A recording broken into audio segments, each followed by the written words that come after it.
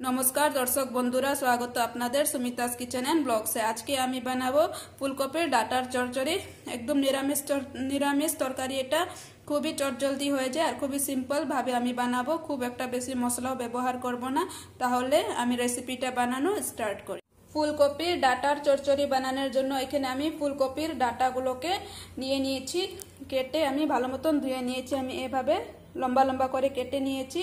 আর এখানে কিছুটা আমি বেগুন নিয়েছি, বেগুনটাকেও লম্বা করে কেটে নিয়েছি। আর কিছুটা আলু নিয়েছি, আলুটাকেও আমি লম্বা করে কেটে নিয়েছি। এখন রান্নাটা আমি শুরু করব।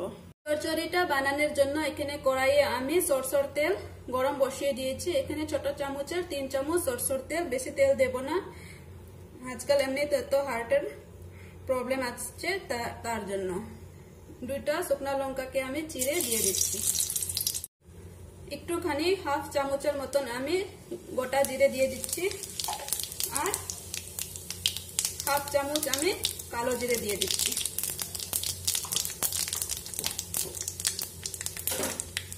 এখন একটুখানি আমি হলুদ গুঁড়ো দিয়ে দিচ্ছি। দেন আলুটা দেব। এখন আলুটা না চিপকে যায় তার জন্য এখন আমি আলুগুলোকে দিয়ে দিচ্ছি।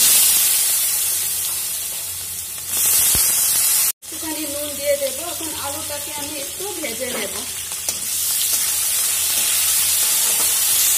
আলুটাকে আমি একটু 2 মিনিটের মতন ভেজে নিয়েছি। এখন আমি ফুলকপির ডাটাগুলোকে দিয়ে দিচ্ছি।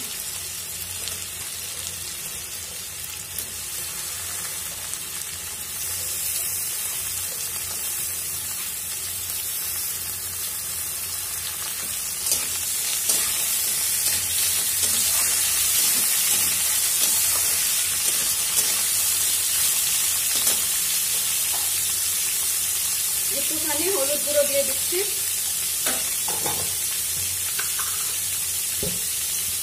আর একটুখানি নুন দিয়ে দিচ্ছি। ভালো মতন কষিয়ে নেব। এখন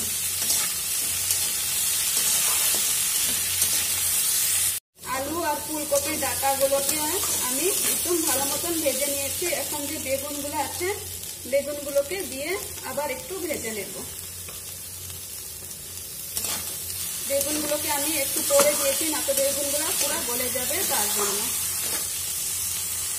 দেওয়ার পরে আমি এখানে সরষে বাটা দিয়ে দিচ্ছি। 1 চামচ থেকে একটু বেশি আছে সরষে বাটা। এখানে আছে 2 চামচ সরষে, কালা সরষে আর 5-6টা কাঁচা লঙ্কা একই সঙ্গে আমি বেটে নিয়েছি।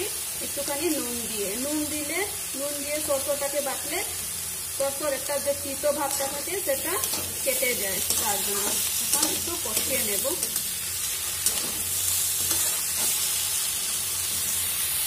হাফ চামচের মতন আমি জিরের গুঁড়ো দিয়ে দিচ্ছি, বেশি দেব না। এখন ভালো মতন মশলাগুলোকে কষিয়ে নেব।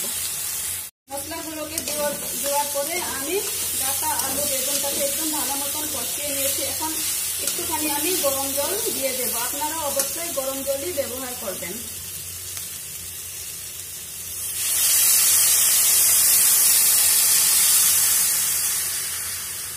একটু মাখোই বানাবো আমি, একটু কম জল, তার জন্য আমি একটু কমই জল দিয়েছি।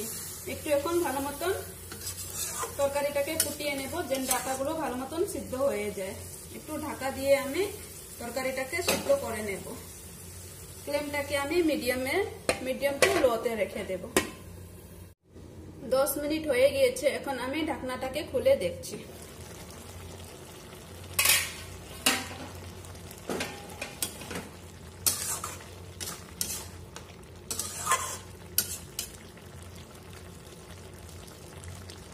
আলুটা সিদ্ধ হয়ে গেছে, ডাটাটাও সিদ্ধ হয়ে গেছে।